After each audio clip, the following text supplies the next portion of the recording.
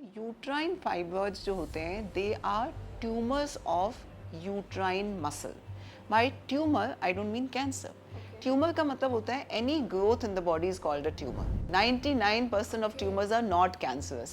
अब फाइबर्स जो होते हैं वो डिफरेंट साइजेस के हो सकते हैं. एक छोटा सा फाइबर्ड भी होता है कि एक आध सेंटीमीटर का फाइबर्ड हुआ, while the fibroids could be as big as 3 kgs in fibroids. Like I personally removed 3 kg के fibroids from the uterus of a woman.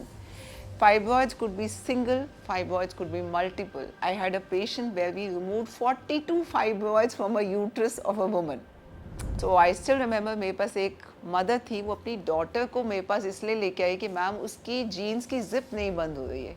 And then when we saw उसका fibroid almost 6 months size of pregnancy का जितना uterus होता है उतना बड़ा fibroid था. And she was young girl of may be I think 22 और 23 years old.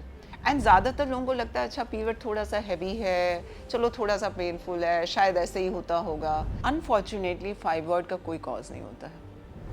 फाइब्रॉइड कभी भी अपने आप नहीं ठीक होता है. अनफॉर्चुनेटली ऐसी कोई मेडिकल दवाई भी नहीं है जिससे कि आपका फाइब्रॉइड टोटली गायब हो जाए. पीसीओएस में यूजुअली लोगों को मिस्ड पीरियड्स होते हैं, डिलेड पीरियड्स होते हैं, स्कैंटी फ्लो होता है. She was 9 months pregnant. उसके यूट्रस के माउथ पे ऑलमोस्ट 10 सेंटीमीटर्स का फाइब्रॉइड था. उसको लो लाइंग प्लेसेंटा थी. She was bleeding, the baby's heart beat was dipping, and then we had to do an emergency surgery. So these surgeries are very very complicated. Fibroid की वजह से अगर किसी को मान लीजिए फाइब्रॉइड की वजह से लोगों को प्रीमेच्योर लेबर भी हो सकता है. सेकेंड थर्ड फोर्थ मंथ में अबॉर्शंस भी हो सकते हैं. अगर आप अल्कोहल लेते हैं तो alcohol is a big no. Smoking is a big no. If you take any substance abuse that is a big no. Pregnancy में most of the drugs are unsafe. Most of the drugs. So कोई भी अगर आपको दवाई लेनी है तो आपने बिना डॉक्टर से पूछे नहीं लेनी है. Avoid caffeine as much as possible. 200 milligrams per day is allowed. किसी को ब्लीडिंग है, किसी को पेन है कि आपको बेड रेस्ट करना है, बट एक नॉर्मल हेल्दी प्रेगनेंसी में आप जितने एक्टिव रहोगे उतनी आपकी प्रेगनेंसी आसान होगी. तो जितनी भी माइनर कॉम्प्लिकेशंस होती है जैसे नोजिया, वॉमिटिंग, बैक एक, वो लोगों को कम होती हैं जो फिजिकली एक्टिव होते हैं.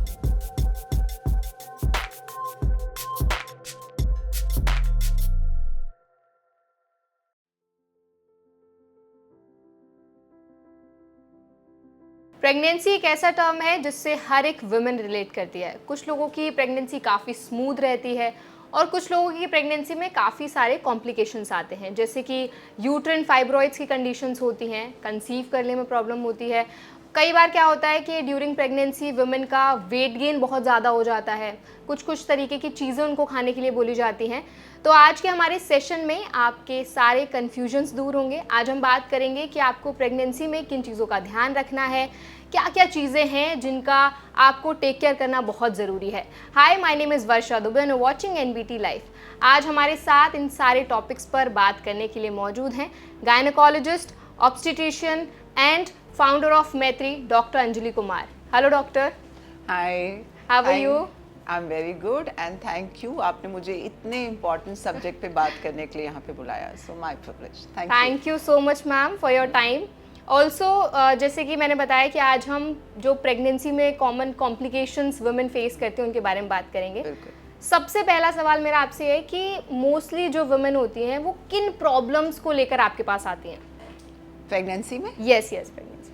सो प्रेगनेंसी फॉर्चुनेटली आजकल प्रेगनेंसी में लोग नॉर्मल एंटीनेटल चेकअप के लिए आते हैं हमारे पास. तो एक बहुत अच्छी बात है कि रेगुलरली लोग अपने चेकअप के लिए आते हैं. और ये बहुत ज़रूरी है कि आप रेगुलरली अपना चेकअप कराएं ताकि जो भी प्रॉब्लम्स हैं वो समय रहते डिटेक्ट हो जाएं और उसका सही तरीके से इलाज हो. इनफैक्ट हम लोग तो लोगों को ये भी बोलते हैं कि आपको प्री कंसेप्शन प्लानिंग में डॉक्टर के पास आना है, विच मीन्स कि जब आप प्रेगनेंसी को प्लान करने के लिए सोच रहे हो तो आपको डॉक्टर के पास आना चाहिए. आपको अपने रिक्वायर्ड टेस्ट कराने चाहिए ताकि अगर कोई भी प्रॉब्लम है वो पहले से ही डिटेक्ट हो जाए. अगर आपकी कोई मेडिसिन चेंज करनी है, किसी को डायबिटीज़ है, किसी को ब्लड प्रेशर है, किसी को कोई डेफिशिएंसीज़ हैं, किसी के कुछ वैक्सीन्स देने हैं, तो जो प्री कंसेप्शन वाली विज़िट है डॉक्टर के पास वो बहुत ज़्यादा ज़रूरी है. एंड प्रेगनेंसी जब होती है तो लोग डेफिनेटली बहुत सारी प्रॉब्लम्स लेके आते हैं। दे डिपेंड फर्स्ट ट्राइमेस्टर में क्या है, सेकंड में क्या है, थर्ड में क्या है। जैसे फर्स्ट ट्राइमेस्टर में ज़्यादातर लोगों को nausea, vomiting, tiredness, constipation, acidity, उसकी प्रॉब्लम्स होती है। कुछ सीरियस प्रॉब्लम्स भी होती हैं कि किसी को ब्लीडिंग हो रही है प्रेगनेंसी में।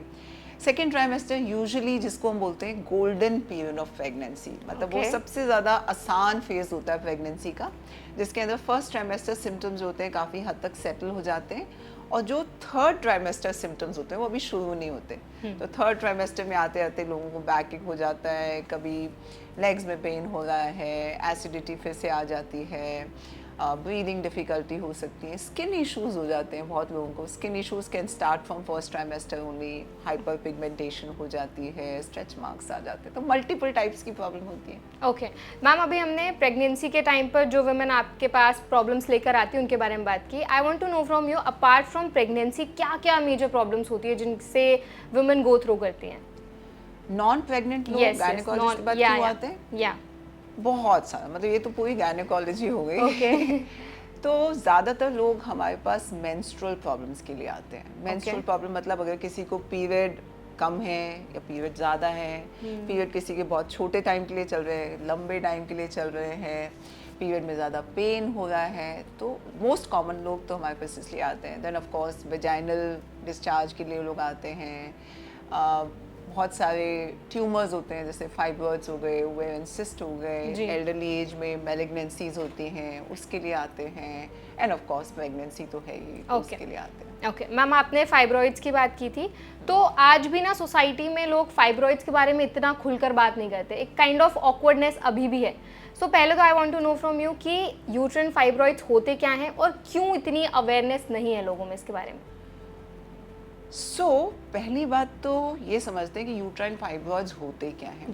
यूट्राइन फाइब्रॉइड्स जो होते हैं, they are tumours of uterine muscle. By tumour I don't mean cancer. Tumour का मतलब होता है any growth in the body is called a tumour. So सारे ट्यूमर्स कैंसरस नहीं होते हैं? बिल्कुल भी, 99% of tumours are not cancerous. Okay. Any growth in the body, any growth, any जहाँ पे भी कोई भी टिश्यू एबनॉर्मली बढ़ रहा है, इसको हम ट्यूमर बोलते हैं, and 99% of the tumours are benign. ठीक है? So fibroids are benign tumours of uterine muscle. तो यूट्रस की एक थिक वॉल होती है, मसल होती है, जब उसके अंदर कोई ट्यूमर बन जाता है या गांठ बन जाती है तो उसे हम फाइब्रॉइड बोलते हैं। अब फाइब्रॉइड्स जो होते हैं वो डिफरेंट साइजेस के हो सकते हैं। एक छोटा सा फाइब्रॉइड भी होता है कि एक आध सेंटीमीटर का फाइब्रॉइड हुआ, while the fibroids could be as big as 3 kgs in fibroids. Like I personally removed 3 kg के fibroids from the uterus of a woman. Fibroids could be single, fibroids could be multiple. I had a patient where we removed 42 fibroids from a uterus of a woman, right? Fibroids की location भी होती है। कुछ fibroids ऐसे होते हैं जो uterus के बाहर की तरफ ग्रो होते हैं, कुछ फाइब्रॉइड्स यूट्रस की मसल के अंदर होते हैं, कुछ बिल्कुल अंदर ग्रो करते हैं। So the position of the fibroids and of course जो साइज ऑफ फाइब्रॉइड है, नंबर ऑफ फाइब्रॉइड से सिम्टम्स डिसाइड होते हैं। तो ज़्यादातर लोगों को मेंस्ट्रुअल प्रॉब्लम्स होती हैं, पीरियड में पेन होता है, पीरियड में पीरियड का जो फ्लो होता है वो बहुत ज़्यादा हैवी हो जाता है। अगर फाइब्रॉइड का साइज़ बहुत बड़ा है तो ऑब्वियसली पेट में एक लंप सा फील होता है। सो आई स्टिल रिमेंबर, मेरे पास एक मदर थी, वो अपनी डॉटर को मेरे पास इसलिए लेके आई कि मैम उसकी जीन्स की जिप नहीं बंद हो रही है, and then when we saw उसका fibroid almost 6 months size of pregnancy का जितना यूट्रस होता है उतना बड़ा फाइब्रॉइड था, and she was young girl of may be I think 22 or 23 years old. So fibroid के कोई सिम्टम भी नहीं हो सकते एक्सेप्ट कि फीलिंग कि पेट में कोई जब तक आपको दिख नहीं रहा है तब तक नहीं पता चलता। हाँ, या कोई हैवीनेस हो रहा है। अगर उस फाइब्रॉइड की वजह से आपके ब्लैडर के ऊपर प्रेशर आ रहा है तो यूरिन करने में प्रॉब्लम हो सकती है, मोशन में प्रॉब्लम हो सकती है। पर ज़्यादातर लोगों को मेंस्ट्रुअल कंप्लेंट्स होती हैं, कुछ लोगों को कंसीव करने में भी प्रॉब्लम हो जाती है। ये डिपेंड करता है कि फाइब्रॉइड यूट्रस की कैविटी, जो अंदरूनी पार्ट है यूट्रस का, अगर उस कैविटी को इम्पिंज कर रहा है तो फिर उसको इनफर्टिलिटी भी हो सकती है। मैम, यू सेड कि आपने एक बार 40 से भी ज़्यादा फाइब्रॉइड्स रिमूव किए थे। सो कितना अनकंफर्टेबल होता होगा ना पेशेंट के लिए? बिल्कुल बिल्कुल। आप- ज़्यादातर लोग तो आते ही नहीं, लाइक जैसे इस केस में पेशेंट को कोई दिक्कत नहीं थी, उसने अपनी मम्मी को बताया होगा कि मुझे यहाँ पे पेट में कुछ लग रहा है या मेरी पैंट की जिप नहीं बंद हो रही है, this was the only symptom, she came to us. And ज़्यादातर लोगों को लगता है अच्छा पीरियड थोड़ा सा हैवी है, चलो थोड़ा सा पेनफुल है, शायद ऐसे ही होता होगा। तो मोस्ट इम्पॉर्टेंट चीज़ है कि अगर आपको कोई पीरियड में दिक्कत हो रही है तो आप ज़रूर डॉक्टर के पास आएँ। अगर आपको कोई एब्डोमिनल हैवीनेस हो रही है तो डॉक्टर के पास आएँ। और वैसे भी एक गायनेकोलॉजिस्ट के पास एक एनुअल हेल्थ चेकअप कराना बहुत ज़रूरी है, बिकॉज बहुत सारी प्रॉब्लम्स अगर हम समय रहते ही डिटेक्ट कर लें और उसको ट्रीट कर लें तो हम शायद एक ऐसी बड़ी सर्जिकल स्टेज तक पहुंचेंगे ही नहीं। It is very important because India में लोग इतना कंफर्टेबली गायनक के पास जाते ही नहीं है बिकॉज उनको लगता है कि कुछ ऑकवर्ड क्वेश्चंस पूछेंगे, they are not comfortable. Because also ma'am जैसे आपने बताया कि कई बार इसके कुछ सिम्टम्स होते ही नहीं हैं। हाँ, मेजरली इसके कॉजेज क्या होते हैं, किन कारणों की वजह से फाइब्रॉइड्स होते हैं? सो अनफॉर्चुनेटली फाइब्रॉइड का कोई कॉज नहीं होता है। That's unfortunately shocking. It is genetic.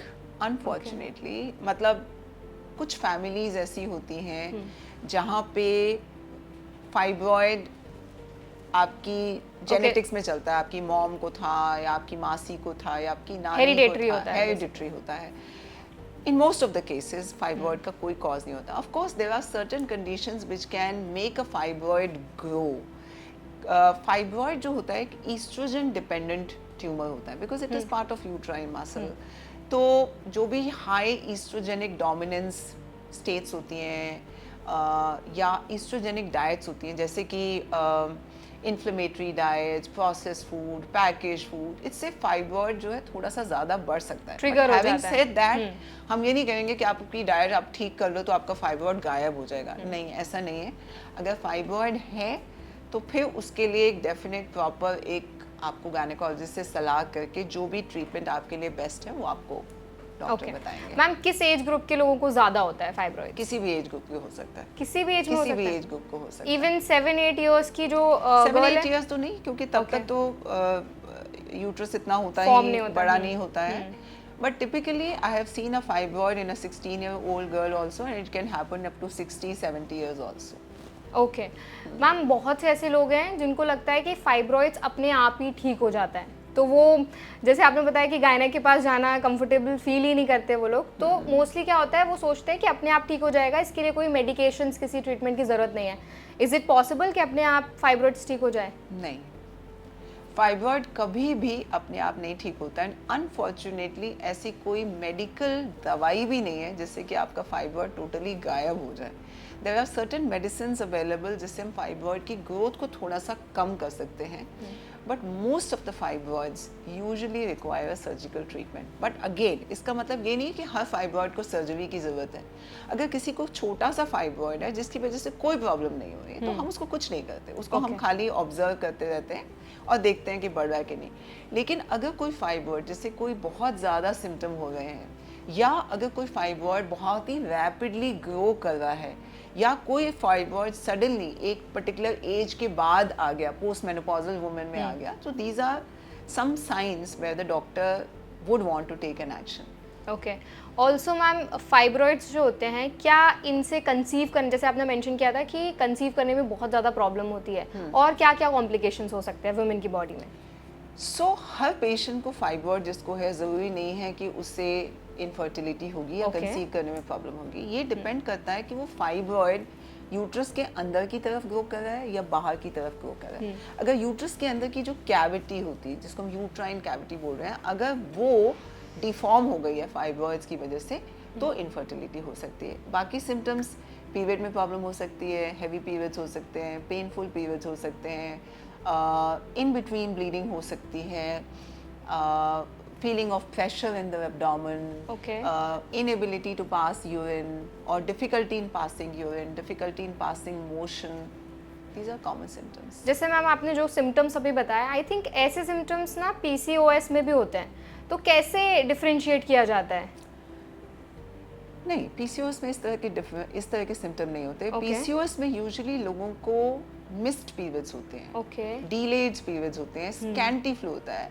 Of course PCS में भी कभी कभी हैवी पीरियड हो सकता है, बट ज़्यादातर पेशेंट्स में, पीसीओएस के पेशेंट्स को इरेगुलर पीरियड्स होते हैं या मिस्ड या डिलेड पीरियड होते हैं, एंड ज़्यादातर स्कैंटी पीरियड्स होते हैं। पीसीओएस में और भी सिम्टम्स हो सकते हैं, जैसे आपके एक्ने आ सकता है फेस पे, हेयर ग्रोथ हो सकती है फेस पे, पूरी बॉडी पे, सिर के बाल गिरना शुरू हो जाते हैं, वेट गेन हो सकता है, and none of these symptoms happen with fibroids. Okay okay, so मतलब सिम्टम्स भी काफ़ी अलग अलग है। अलग है बिल्कुल। Okay. लेकिन पॉइंट इज, अगर आपको कोई भी सिम्टम हो रहा है, तुरंत कोई भी अपने मेंस्ट्रुअल इरेगुलरिटी हो रही है, आपको तुरंत डॉक्टर के पास जाके मिलना है।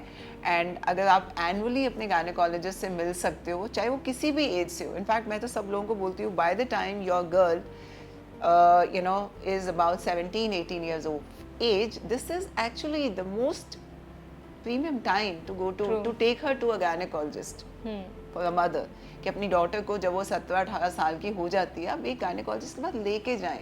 बहुत सारे सवाल हैं वो शायद अपनी माँ से नहीं पूछ पाएगी, गायनेकोलॉजिस्ट से पूछ पाएगी। The doctor can teach her about menstrual health, about sexual health, about contraceptive choices which she is going to make in her life. Ma'am I think आपको अभी तक 33 इयर्स हो चुके हैं इस फील्ड में। आपके करियर में सबसे ज़्यादा complicated like a shocker case क्या रहा है इस फील्ड से रिलेटेड? अब तो मतलब बहुत सारे केसेस ऐसे होते हैं, एंड जैसे अभी मैंने आपको बताया कि इतने बड़े बड़े फाइब्रॉइड्स में लोग हमारे पास आते हैं, एंड इनफैक्ट अभी जस्ट 3-4 दिन पहले ही I actually operated a woman who came to me in emergency. She was 9 months pregnant. उसके यूट्रस के माउथ पे ऑलमोस्ट 10 सेंटीमीटर्स का फाइब्रॉइड था, उसको लो लाइंग प्लेसेंटा थी, she was bleeding, the baby's heart beat was dipping, and then we had to do an emergency surgery. So these surgeries are very very complicated. तो ये बच्चे के लिए भी तो थोड़ा अगर डेंजरस हो मदर सकता को है। इतनी हैवी ब्लीडिंग हो रही है तो बच्चे की भी हार्ट बीट टिप करना शुरू हो जाती है, मदर की भी इतनी ब्लीडिंग हो रही है। So fibroids can cause problems in pregnancy also, कि बच्चा ठीक से ग्रो नहीं कर पाता, कभी कभी बार बार ब्लीडिंग होना शुरू हो जाती है, एबनॉर्मल प्लेसेंटा बनना शुरू हो प्लेसेंटल पोजीशन हो जाती है। So this is what it happened. So the hospital where I work, so it's a very well equipped hospital with a multidisciplinary support with multiple specialists. We of course managed her very nicely. Both mother and baby are now fine. This is just 4 days old, so I remember it. But sometimes you And also उसका हमने delivery के दौरान ही, caesarean के दौरान ही उसका बड़ा fibroid भी निकाला, बेबी भी निकाला, सब कुछ हुआ, तो सब कुछ ठीक ठाक रहा। This is very, I mean it's crazy actually, क्योंकि मदर के लिए भी उतना ही पेनफुल है जितना वो बच्चे के लिए डेंजरस है। हाँ, मतलब डेंजरस तो है, दोनों के लिए इट वॉज डेंजरस। इसमें कभी ऐसे चांसेस होते हैं कि बच्चे को बहुत ज़्यादा रिस्क रहे? फाइब्रॉइड की वजह से अगर किसी को, मान लीजिए फाइब्रॉइड की वजह से लोगों को प्रीमेच्योर लेबर भी हो सकता है।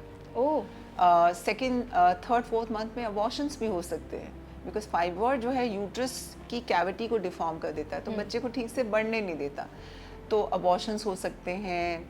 5-6 मंथ में डिलीवरी भी हो सकती है। तो बहुत ज़रूरी है, अगर किसी को फाइब्रॉइड हैं एंड आप प्रेग्नेंट हो, तो आप एक ऐसे सेंटर में, एक ऐसे गायनेकोलॉजिस्ट को मिलें जो कि एक्सपीरियंस हो, एक ऐसे सेंटर में जाएं जहाँ पे हर प्रकार की डिलीवरी की सुविधा अवेलेबल है। विच मीन्स अगर आपकी 7वें महीने में डिलीवरी हो गई तो उस हॉस्पिटल में एक अच्छी न्यूनेटल सर्विसेज भी होनी चाहिए जो कि एक प्रीमेच्योर बच्चे को देख सके। तो आज की डेट में हमारी मेडिकल ट्रीटमेंट इतनी ज़्यादा एडवांस्ड है कि हर प्रकार की ट्रीटमेंट्स अवेलेबल हैं। ज़रूरत ये है कि आप समय रहते ही एक अच्छे गायनेकोलॉजिस्ट को दिखाएं और एक प्रॉपरली अपने लिए आई थिंक सबसे ज़्यादा इम्पोर्टेंट यही है कि आप एक गायनेक के पास जाएं और आपके जो भी कंसर्न्स है वो उनसे ओपनली डिस्कस करें। बिल्कुल बिल्कुल बिल्कुल। So ma'am, since we are talking about pregnancy, I want to know कि जो कपल्स आपके पास आते हैं जिनको जल्दी कंसीव करना है, आप उनको क्या टिप्स देती हैं? हाँ, सबसे पहले तो मैं ये बोलती हूँ कि भाई अगर आपने डिसाइड किया है कि अब मुझे प्रेग्नेंट होना है, तो बहुत इम्पॉर्टेंट है कि डॉक्टर के पास मिलें। डॉक्टर आपकी पूरी एक मेडिकल हिस्ट्री लेंगे, आपकी रिप्रोडक्टिव हेल्थ की हिस्ट्री, कि आपके पहले प्रेगनेंसीज हुई हैं, नहीं हुई हैं, आपके पीरियड्स की हिस्ट्री कैसी है, आपकी प्रीवियस मेडिकल हिस्ट्री कैसी है, अगर आपको डायबिटीज़ तो नहीं है, वो डायबिटीज़ कंट्रोल है कि नहीं, कौन सी ड्रग्स आप ले रहे हैं, वो ड्रग्स सेफ हैं कि नहीं, किसी को हाइपरटेंशन है या कोई भी मेडिकल कंडीशन है तो हम उसको सेफ मेडिसिन पे उसको स्विच कर देते हैं। We test a woman for a rubella testing, अगर किसी को रूबेला क्या होता है मैम वो? अच्छा, सो रूबेला कोई कॉमन एग्जाम्पल, उसको कॉमन भाषा में जर्मन मीजल्स बोलते हैं। ओके। तो ये एक प्रकार का नॉर्मल वायरल फीवर है। अगर किसी भी नॉन प्रेग्नेंट लेडी को या मेल को अगर होता है तो खाली fever and little bit of rash हो जाता है, लेकिन अगर प्रेगनेंसी में किसी को ये हो जाता है तो it is so bad that it can cause serious birth defects. So anybody who is trying to become pregnant, हम उसका रूबेला इम्यूनिटी टेस्ट कराते हैं कि आपकी बॉडी में सफिशिएंट इम्यूनिटी रूबेला के अगेंस्ट है कि नहीं। अगर वो इम्यूनिटी नहीं है तो we like to give a vaccine for the rubella vaccine. तो ये सब भी हम प्री कंसेप्शन प्लानिंग पे बात करते हैं। We get the blood test done कि आपका थायराइड ठीक है, हीमोग्लोबिन ठीक है, शुगर ठीक है कि नहीं। फॉलिक एसिड पे डालते हैं। फॉलिक एसिड क्यों देते हैं? बिकॉज फॉलिक एसिड डेफिशिएंसी से भी कुछ सीरियस बर्थ डिफेक्ट्स हो जाते हैं। विटामिन डी देते हैं। विटामिन डी आज की डेट में बहुत ही ज़्यादा इंपॉर्टेंट है for everyone. So vitamin D levels test करते हैं, उनको विटामिन डी पे डालते हैं। And of course we tell them what are the best days to become pregnant, how can you try so that you become pregnant easily. And बहुत important है lifestyle change करना। जैसे supposing if somebody is already on a higher weight, I would tell them okay, lose some weight, invest some time in your health, ताकि अगर आप अपनी pregnancy journey एक optimum weight से शुरू करेंगे तो आपकी pregnancy journey आसान हो जाएगी। आप confident भी ज़्यादा रहेंगे। कॉन्फिडेंस से ज़्यादा medically as a doctor I am saying कि मेरे लिए आपकी प्रेगनेंसी मैनेज करना आसान रहेगी। देन ऑफ कोर्स अगर आप अल्कोहल लेते हैं तो alcohol is a big no, smoking is a big no, if you take any substance abuse that is a big no. Start eating clean, मतलब अगर आप जंक फूड प्रोसेस फूड खाती हैं तो मेक श्योर कि आप 3-4 महीने पहले आप एक हेल्दी डाइट लेना शुरू करें ताकि आपकी बॉडी में कोई न्यूट्रिशनल डेफिशिएंसी ना रहे। Make sure that you exercise well. So women who exercise always find it easier to conceive. True. I think lifestyle बहुत ज़्यादा इंपॉर्टेंट है, जितना भी आपने बताया कि लाइफस्टाइल सबसे ज़्यादा इंपॉर्टेंट है, बिकॉज आप ज़्यादा एक्टिव रहते हो, आपके लिए भी it is beneficial and your child उसके लिए भी ज़्यादा बेनिफिशियल है। 100%। मैम आई थिंक बहुत सी ऐसी वुमेन है जिनका ये कंसर्न रहता है, बहुत कंफ्यूज रहती है कि राइट एज क्या होता है प्रेग्नेंट होने का। Is there anything like that कि एक कोई आइडियल एज होती है प्रेग्नेंट होने की? So once again I would want to say this on record that right as pregnant होने की तब है जब आप रेडी हैं उस प्रेगनेंसी के लिए, not because anybody else is wanting you to become pregnant. जब आप मेडिकली रेडी हैं, आप अपने करियर में रेडी हैं, आप फाइनेंशियली रेडी हैं, आपको राइट पार्टनर मिल गया है, you should plan a pregnancy at that point of time. But having said so, हमें अपनी बॉडी की बायोलॉजिकल लिमिटेशंस भी समझनी जरूरी है। सो every woman is born with fixed number of eggs in her ovary. जब भगवान एक लड़की को पैदा करता है तो उसकी ओवरी में उसकी लाइफ टाइम भर के एग्स पहले से होते हैं।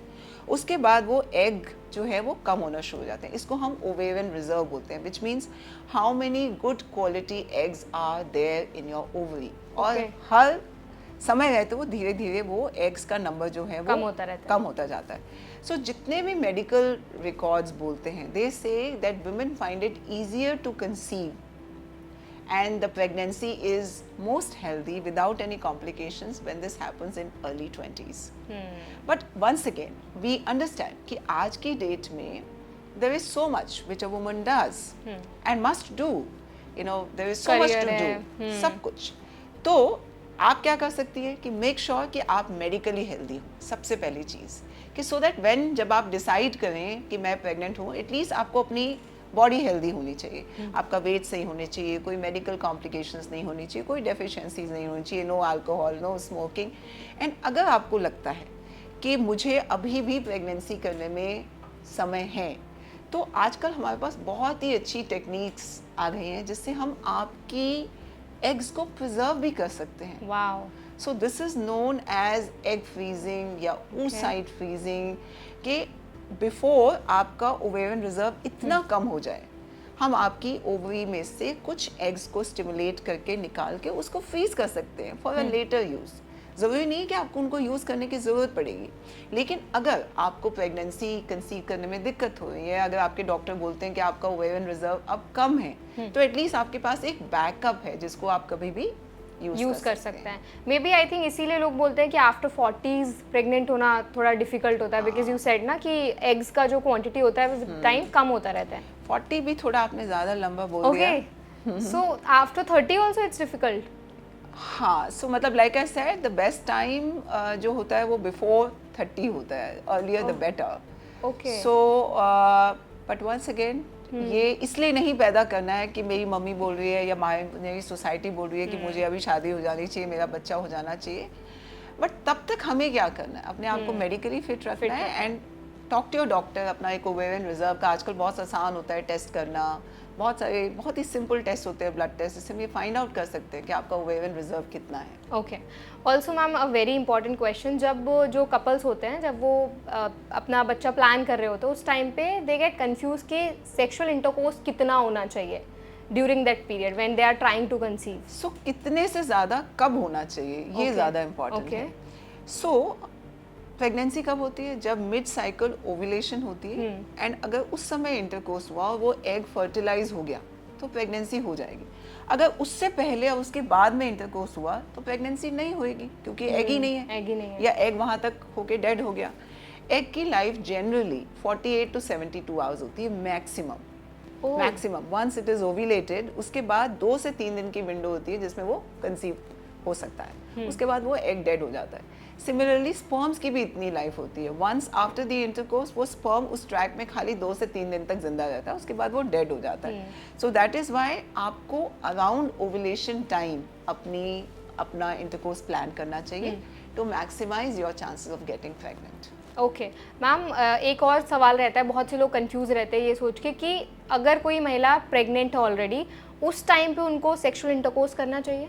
हाँ, सो प्रेगनेंसी के दौरान जो इंटरकोर्स होता है it is by and large safe. By and large safe unless and until doctor has told you that there is some medical complication. मान लीजिए अगर किसी को ब्लीडिंग हो रही है, किसी को पेन हो रही है, या किसी की प्रीवियस हिस्ट्री है अबॉर्शंस की, किसी को फाइब्रॉइड्स हैं, किसी की लो प्लेसेंटा है, किसी को सर्विकल इनकॉम्पिटेंस की हिस्ट्री है, तो these are the cases where the doctor will suggest you, but otherwise by and large intercourse during pregnancy is safe provided the couple takes basic precautions that it should not be very forceful, done in a position which is comfortable to the mother. I mean दोनों लोगों का एक दूसरे के साथ comfortable होना भी it's very important. बिल्कुल। ऑल्सो मैम लोग बोलते हैं कि जब प्रेगनेंसी के टाइम पे जो वुमेन होती है उनको अल्ट्रासाउंड्स नहीं कराने चाहिए बिकॉज दे आर अनसेफ। बिल्कुल गलत बोलते हैं। बिल्कुल, व्हाई इज दैट? बिल्कुल, so ultrasounds are absolutely safe to be done in pregnancy. Ever since जब से अल्ट्रासाउंड यूज़ में आना शुरू हुआ है, आई डोंट थिंक सो कि कोई भी ऐसी मेडिकल रिपोर्ट आई है जिसमें ये पता लगा हो कि अल्ट्रासाउंड से किसी को कोई नुकसान हुआ हो। So ultrasound uses sound waves. These are normal sound waves which are converted into electrical signals which we can pick up on the screen. So they are very safe. They are not like X-rays. X-rays नहीं करते हम, CT scans नहीं करते, but ultrasounds are safe in pregnancy. MRI scans are safe in pregnancy. Okay. And ultrasounds ने actually they have revolutionized the kind of care we doctors give to the patient. मतलब ultrasound से हमें इतनी informations मिलती हैं कि आज जो प्रेगनेंसी केयर है it has become so advanced कि हम प्रेगनेंसी की लोकलाइज कर सकते हैं, कहाँ पे प्रेगनेंसी है, कितनी प्रेगनेंसी है, बच्चे में कोई बर्थ डिफेक्ट्स तो नहीं है, बच्चे के अंदर ब्लड फ्लोज कैसे जा रहे हैं, वेट कैसा है। There is so much of information, so much of valuable information जो कि एक डॉक्टर को अल्ट्रासाउंड से मिलती है। सो अगर आपका डॉक्टर आपको बोलता है कि आपको अल्ट्रासाउंड कराना है, please trust your doctor and जो आपके डॉक्टर बोलते हैं प्लीज़ करिए। सो मैम मोस्टली लोग ये भी बोलते हैं कि ड्यूरिंग प्रेगनेंसी आपको ज़्यादा पिल्स नहीं खाने चाहिए क्योंकि ये सेफ नहीं होते हैं, ये बात कितनी सही है? ये बात बहुत ट्रू है। ओके। प्रेगनेंसी में most of the drugs are unsafe, most of the drugs. So कोई भी अगर आपको दवाई लेनी है तो आपने बिना डॉक्टर से पूछे नहीं लेनी है। ओके। जो भी हम ड्रग्स लेते हैं, even commonly use drugs like antibiotics, बहुत सारे एंटीबायोटिक्स सेफ नहीं होते प्रेगनेंसी में. They can cause problems in the baby, they can cause problems in the mother. तो कोई भी दवाई बिना पूछे डॉक्टर से नहीं लेनी. और जो स्लीपिंग पिल्स लेती है, बिकॉज लोगों जो वुमेन होती है, a big no. Okay, pregnancy के टाइम पे भी नहीं लेना और आपको यूजुअली भी नहीं लेनी है sleeping pills. So sleeping pills once again एक बहुत बड़ा ब्लैंकेट टर्म है. True. Once again a sleeping pill अगर आपकी साइकेट्रिस्ट ने आपको प्रेस्क्राइब की, आपकी पूरी साइकोलॉजिकल एवेल्युएशन के बाद तो आपको लेनी चाहिए. नॉट बिकॉज कि आपको केमिस्ट ने दी है या आपकी फ्रेंड ने बताई है. दैट वे आप अपने आप को हार्म ज़्यादा करेंगे. स्लीपिंग पिल से मुझे एक चीज़ याद आई कि बहुत सी वुमेन ये सोच के कंफ्यूज रहती हैं प्रेगनेंसी के टाइम पे कि स्लीपिंग पोजीशन सबसे सही कौन सी होती है. तो क्या ऐसा भी कुछ होता है? ओके, सो स्लीपिंग पोजीशन का जो इम्पोर्टेंस है वो ये है कि हम जनरली लोगों को बोलते हैं कि आपको लेफ्ट साइड में सोना चाहिए. ओके. वो इसलिए होता है कि यूट्रस जो होता है वो नॉर्मली राइट साइड पे लोकेटेड होता है. तो जब आप लेफ्ट साइड पे सोते हो, the pressure of the uterus is taken off from the big blood vessels at the back. So mother जो baby के अंदर better blood supply जाता है. But इसको इतना ज़्यादा नहीं करना कि वो बेचारी लड़की थक ही जाए एक ही पोजीशन में सोते सोते. आई सीन कि पूरी रात को हस्बैंड उसको वाइफ को नच करे, नहीं नहीं लेफ्ट में सो जाओ, लेफ्ट में सो जाओ. सो it's not like that. First trimester में क्योंकि प्रेगनेंसी बहुत ही छोटी होती है तो आप you can sleep the way you want it, right left आगे पीछे. आप उल्टा भी सोच सकते हो क्योंकि फर्स्ट ट्राइमेस्टर बहुत ही छोटा सा बेबी होता है. After some time when you enter second trimester तो आप सबसे ज़्यादा इंपॉर्टेंट है कि आपको किस पोजीशन में कंफर्टेबल लग रहा है. That is most important. उसमें आप सोइए. साइड में सोना बेहतर होता है, लेफ्ट साइड में सोना थोड़ा सा ज़्यादा बेहतर होता है. सो जब आपको याद आए आप लेफ्ट में सो जाओ, लेकिन in the morning if you get up and find yourself somewhere else, it's okay, don't worry. So ऐसा कुछ ऐसा हार्ड एंड फास्ट रूल नहीं है कि आपको यही चीज फॉलो करनी है, इस तरह नहीं, से सोना मतलब है. पैरानॉइड मत हो जाइए. सदियों से लोगों के बच्चे होते आए हैं. 2000 साल पहले किसको क्या पता था राइट में सोना है, लेफ्ट में सोना है. मैम पहले तो इतना था भी नहीं कि आजकल जितना हम सजेशंस लेते भी है ना, पहले तो वुमेन्स वर लाइक कि वो 9 मंथ्स काम भी करती थी, उनकी नॉर्मल डिलीवरीज भी हो जाती थी. बट आजकल लोग इतने ज़्यादा कंसर्न भी हो गए हैं कि ये पर्टिकुलर चीज़ें करनी है, उनके ऊपर एक काइंड ऑफ प्रेशर भी बहुत ज़्यादा रहता है. Actually, it is the information overload. I really feel because it is very important कि वो information आप कहाँ से ले रहे हो. In fact, internet पे it is now full of misinformation. You know why we started Maitri was because I wanted to create a safe space जहाँ पे you get credible information. एक डॉक्टर बता रहा है आपको कि क्या सही है और क्या गलत है.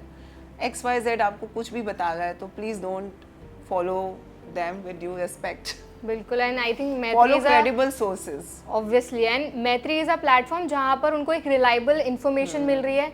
मैम इसी से जुड़ा हुआ एक सवाल है मेरा. आप मैत्री भी देखती हैं, आप अपनी जो सर्जरीज हैं वो भी करती हैं, आप अपने क्लिनिक को भी संभालती हैं, आप इंटरव्यूज भी करती हैं. How do you manage all of that? मैं अपने घर में अपने बच्चों को भी देखती हूँ. एग्जैक्टली. सो आप कैसे मैनेज करते हो इतना सब? सो there are two things. Number one, you should be very proud of what you're doing.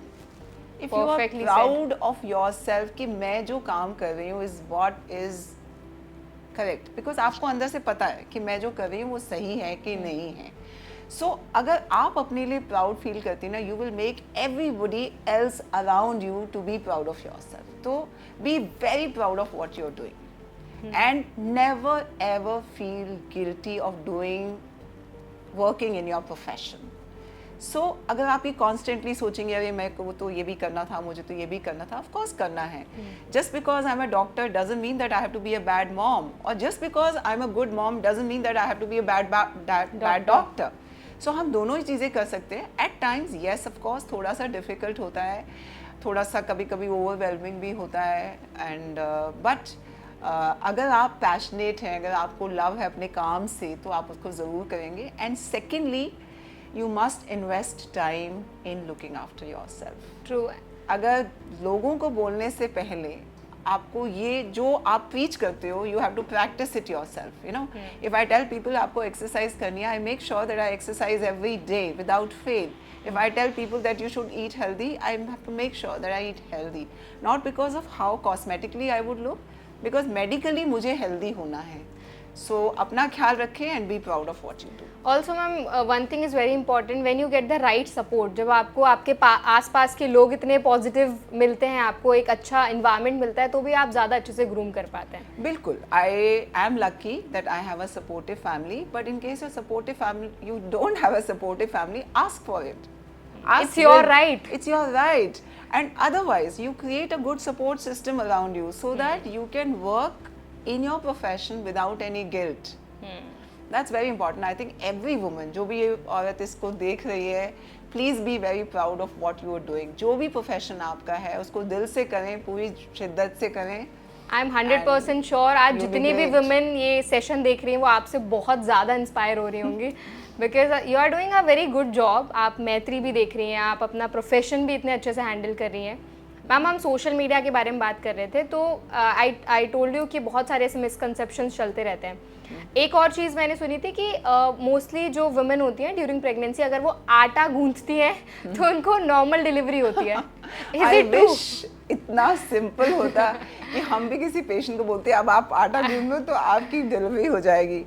So normal delivery होना is dependent upon various things. You know medically बहुत सारी कंडीशंस होती हैं कि बेबी का साइज कैसा है, मदर के पेल्विस का साइज कैसा है, उसको कहीं और कोई कॉम्प्लिकेशंस तो नहीं है, कोई हाइपरटेंशन डायबिटीज तो नहीं है. बट आप अपने लिए क्या कर सकते हो is to be physically active throughout the pregnancy.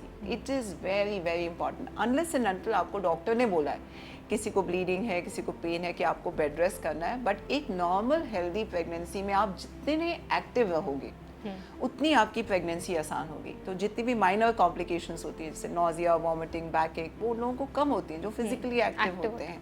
आपका वेट गेन ऑप्टिमम रहेगा, आप ज़्यादा वेट गेन नहीं करोगे, आपका बेबी का साइज अच्छा रहेगा. जब आप एक्सरसाइज करते हो आपके पेल्विक जॉइंट्स ज़्यादा फ्लेक्सिबल होते हैं, तो जब आपको लेबर पेन्स होते हैं the baby comes out easily. So it's not just आटा गूंदना, it is like the overall thing how you should look after yourself. True. Ma'am आपने पेल्विक हेल्थ के बारे में मेंशन किया था अभी. I want to know from you कि अगर किसी वुमेन को अपनी पेल्विक हेल्थ अच्छी रखनी है, क्या कुछ ऐसी पर्टिकुलर एक्सरसाइजेज हैं या कुछ चीज़ें जिनका ध्यान रखना बहुत ज़रूरी है? सो आजकल तो ज़माना ऐसा है कि हमारे पास प्री नेटल क्लासेस हैं, प्री नेटल योगा है, इतना कुछ है. सो बहुत टाइप की एक्सरसाइजेस होती हैं. आपको अपना कार्डियो भी करना है, मतलब वॉकिंग भी करनी है, आपको पेल्विक एक्सरसाइजेस भी करनी है ताकि आपके पेल्विक जॉइंट्स फ्लेक्सिबल रहें. कीगल्स एक्सरसाइजेस भी करनी है.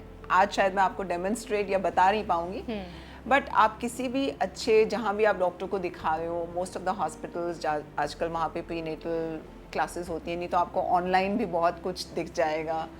बट बहुत ज़्यादा ज़रूरी है कि आप अपने आप को फिज़िकली मोबाइल रखें. इनफैक्ट मैं ये सबको बोलती हूँ कि आज भी अगर आप people, if you see people from underprivileged society, you know, who come to your house to work, to sweep and mop, वो तो कभी जिम नहीं जाते, योगा क्लास में नहीं जाते, और उनकी नॉर्मल डिलीवरीज होती हैं. नॉर्मल डिलीवरी हो जाती है. क्यों? Because throughout the pregnancy They are physically active. So ये याद रखना है कि प्रेगनेंसी एक बहुत ही एक नॉर्मल फिजियोलॉजिकल इवेंट है. भगवान ने उसको इतना डिफिकल्ट नहीं बनाया जितना हमने उसको बना दिया है. Pregnancy by design is very robust, मतलब बहुत ही स्ट्रांग होती है. अनलेस एंड अनटिल हमने कुछ ग्रॉसली कुछ प्रेगनेंसी को कर दिया तो ही किसी को कुछ प्रॉब्लम होती है. पोछा लगाने से, आटा गूंदने से अगर कुछ हो जाता तो फिर तो क्या ही बात थी. क्या बात थी. सदियों से लोगों के बच्चे कैसे होते. ट्रू. ऑल्सो मैम लोग ये भी बोलते हैं कि आप ना कुछ पर्टिकुलर फूड आइटम्स खाओ, जैसे बादाम खाओ या पंजीरी के लड्डू खाओ, घी खाओ, इससे आपकी ना प्रेगनेंसी नॉर्मल होती है. ऑल्सो एक चीज़ और बोलते हैं कि आपके बच्चे की याददाश्त भी बहुत अच्छी होती है इससे. Is it true? मतलब it's like making your baby super intelligent on demand. True. So कुछ हद तक ट्रू है, कुछ हद तक अनट्रू है. Right. So having all kind of nuts जैसे बादाम, वॉलनट्स और maybe ghee, these are good things. Like ghee is a very good form of a fat. It's much better than having refined oils or anything else. Nuts are a powerhouse of energy, fiber, omega. So आपको ये सब लेना चाहिए. But having said that, कि मैंने बादाम खाए, मैंने पंजीरी खाई, मैंने लड्डू खाया तो मेरी नॉर्मल डिलीवरी हो जाएगी, नहीं. पुराने ज़माने में क्या होता था, जब लोग ये सब खाते थे उसके साथ फिजिकली भी बहुत एक्टिव Active थे। रहते थे। तो अब क्या है, लोगों ने कन्वीनियंटली लड्डू और पंजीरी को तो याद रखा, लेकिन जो एक्सरसाइज करना है वो सब भूल गए, है ना। सो अगर आप हेल्दी डाइट भी लेती हैं, which is a balanced diet, जिसमें आपके नट्स भी हैं, आपका घी भी है, आपकी लड्डू भी है, लेकिन रोटी भी है, सब्जी भी है, दाल भी है, चावल भी है, कंप्लीट बैलेंस डाइट है, उसके साथ आप फिजिकली एक्टिव भी हैं, तो आपकी प्रेगनेंसी इजी रहेगी, आपकी बॉडी को अच्छी न्यूट्रिशन मिलेगी, आपके बेबी को अच्छी न्यूट्रिशन मिलेगी। लेकिन बेबी का आईक्यू उससे डिसाइड नहीं होता, नहीं होगा। राइट। सो बेबी का आईक्यू हमारे जेनेटिक्स से डिसाइड होता है, बहुत सारे और फैक्टर्स Factors हैं हैं। उसके ऊपर डिसाइड होता है, बट ओवरऑल आपकी जर्नी एक हेल्दी जर्नी रहेगी। आई थिंक एवरीथिंग मॉडरेशन में होना बहुत इंपॉर्टेंट है, और एक बैलेंस्ड बैलेंस होना तरीके जरूरी से। है। जितना लाइफस्टाइल इम्पोर्टेंट है उतना आपको आपकी डाइट पे भी ध्यान देना बहुत ज़्यादा इम्पोर्टेंट है। बिल्कुल बिल्कुल, lifestyle is the new thing, in fact यही सबसे ज़्यादा इम्पोर्टेंट इम्पॉर्टेंट है। है ऑल्सो। सो मैम, एक और मेरा सवाल था आपसे, जब हम प्रेगनेंसी की बात करते हैं तो बहुत सी वुमेन ऐसी होती है जिनको काफ़ी अलग अलग तरीके के कन्फ्यूजन्स होते हैं। कई बार ऐसा होता है कि वो अपने पार्टनर के साथ भी शेयर नहीं कर पाती है। आपके पास ऐसे कुछ केसेस आते हैं जहाँ पे वुमेन या कपल्स आपके पास आते हो, दे विल बी लाइक कि ऐसी ऐसी पर्टिकुलर प्रॉब्लम्स हैं, लेकिन आपस में ही उनकी इतनी कंपैटिबिलिटी नहीं है कि वो एक दूसरे के साथ डिस्कस कर पा रहे हैं, वो आपके साथ ज़्यादा कंफर्टेबल फील करती हो? हाँ, ऐसा वैसे प्रेगनेंसी में इतना नहीं होता है, but anybody having any kind of vaginal discharge, तो वो कभी कभी अपने पार्टनर्स के साथ शेयर नहीं करते हैं। कभी कोई ब्लीडिंग हो गई तो कभी कभी वो भी नहीं शेयर करते हैं। लेकिन अगर किसी को इस तरह की प्रॉब्लम्स हो रही हैं, मान लीजिए किसी को डिस्चार्ज है, ब्लीडिंग है, पेन है, तो प्लीज़ आप डॉक्टर के पास आएँ। Your doctor will be able to help you better than your partner. Okay. ऐसे कोई पर्टिकुलर फूड आइटम्स हैं जो वुमेन्स को अवॉइड करने हैं ड्यूरिंग प्रेगनेंसी? हाँ, सो 2-3 चीज़ें हैं बस। okay. Actually by and large आप प्रेगनेंसी में सब कुछ खा सकते हो। So one is no alcohol. Alcohol in any form is a big no in pregnancy. Smoking in pregnancy, whether it is active or passive smoking. Both अगर should आपके not be partner allowed. भी smoke करते हैं और आपके सामने आप pregnant हो, तो that is also absolutely wrong. Then in terms, no self-medication in pregnancy, that's also a big no. Then in terms of food, there are only 2-3 things. One is avoid caffeine as much as possible. Caffeine is coffee, Coke, Pepsi, Thums Up, green tea, normal tea, इन सब में caffeine होता है. तो उसके लिए 200 milligrams per day is allowed, Okay. which means equivalent to 2 small cups of coffee you can take. यानी कि अगर आपको कभी कभी कॉफ़ी पीने को मन है, पी सकते हो, बट कुछ लोग होते हैं जो ब्लैक कॉफ़ी 3-4 कप्स पीते रहते हैं रोज़. That's not good.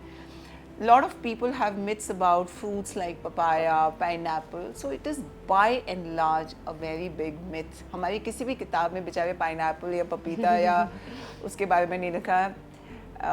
In fact, it is said कि जो raw papaya होता है, it contains an enzyme called papain, जिसकी वजह से uterine contractions शुरू हो सकती हैं. But raw papaya कोई कितना खाता है? बहुत रेयर है. हार्डली. वो भी कोई सैलड में किसी ने डाला तो वो भी थोड़ा बहुत, और वो भी लोग पका के उसको बनाते हैं, रॉ पपाया की जो सब्जी होती है. सो बाय एंड लार्ज उससे भी नहीं है. जो राइप पपाया होता है, जो नॉर्मल पका हुआ पपीता है, it is actually rich in vitamin A, carotenes and you know so many Vitamins and all. vitamins and all. So it's by and large safe. In fact, I always say जो चीज़ भगवान ने हमारे लिए बनाई है, it's by and large safe. जो चीज़ हमने अपने लिए बनाई है ना, उसमें बहुत बड़ा क्वेश्चन मार्क है, which means processed packaged food, refined foods, juices, cold drinks, they immediately spike up your sugars. तो जो भी चीज़ आप पैकेजिंग में बाहर से खरीद रहे हो, वो आपको नहीं लेनी है. इट इज़ सो फनी, मुझे अभी सडनली याद आ रहा है, कुछ दिन पहले there was a woman who came with their mother and she says नहीं, नाशपाती नहीं खानी चाहिए. अच्छा. क्यों? मतलब ये तो आज मैंने भी पहली बार सुना है कि मैम नाशपाती, नाम से ही पता लग रहा है नाश कर देगा. I said, oh my God. So it is so funny. And in fact we actually made a video on Maitri. तो जब मैं वो वीडियो बना रही थी तो मैंने सोचा कि भाई इतना ज़्यादा डीपली प्रेवलेंट ये मिथ है हमारी सोसाइटी में, कहीं ना कहीं तो लिखा होना चाहिए इसके बारे में. तो हमने बहुत सर्च किया on you know all the proper sites कि कहीं तो कुछ हो. I only found one paper जिसके Okay. ऊपर लिखा हुआ था, उस पेपर का टाइटल था myths prevalent in Oh South my East Asia God. Regarding pregnancy. So medically इन सब चीज़ों की कोई भी साइंटिफिक वैलिडेशन नहीं है। एनीथिंग जो आपके घर में बनती है, क्लीन है, हाइजीनिक है, होममेड है, न्यूट्रिशियस है, in moderation as a balance diet आप सब कुछ खा सकते हो। ऑल्सो जिन वुमेन्स को बहुत ज़्यादा क्रेविंग्स होती है ड्यूरिंग प्रेगनेंसी, उनको आप क्या कहना चाहेंगे? ये भी एक एक्सक्यूज है to eat wrong things. Okay.